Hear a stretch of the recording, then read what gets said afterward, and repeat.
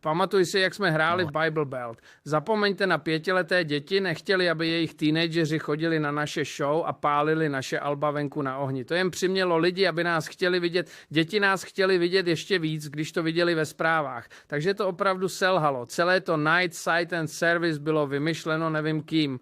Teď máte 2 židovské kluky, katolíka a luterána, víte, kteří všichni vyrostli v Americe a prostě se rozhodli mít divadelní rockovou skupinu, ale najednou všichni říkají, že jsme, víte, uctívači ďábla. Víte, úplně absurdní. Nesmyslné.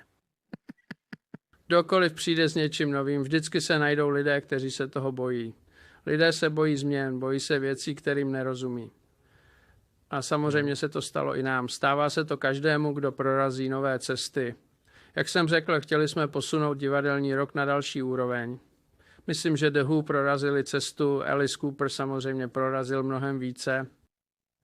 Jimi Hendrix prolomil ledy a my jsme to posunuli na další úroveň a myslím, že jsme šokovali hodně lidí. Pamatuju si, jak jsme tehdy dělali televizní pořady a podobně. Pamatuju si, jak jsme byli v Mike Douglas show a jako nebyli na nás připraveni.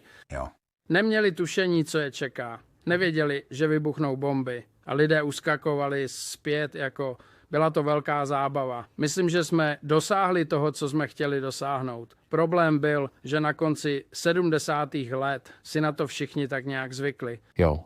A pak, jak jsem řekl, směr kapely se začal měnit kvůli veškerému merchandisingu a tak. Začal jsem se s tím cítit nepohodlně. A ostatní lidé chtěli na tom jet. Víš, peníze šly do banky a všichni říkali, no máme teď tuhle formuli, pojďme v tom pokračovat. Hudba je pro vás velmi důležitá, to je jasné, že chcete vždy vytvářet hudbu, která je pro vás jako hráče vzrušující. No, pro mě to bylo vždycky o hudbě. No, show byla vždycky druhotná, myslel jsem, že tedy miloval jsem show a samozřejmě, jak jsem řekl, vytvořil jsem všechny ty speciální efekty a miluji všechny ty věci, ale víte, to nemůže být ta nejdůležitější věc. Musí to být opravdu o hudbě a to je jen třešnička na dortu.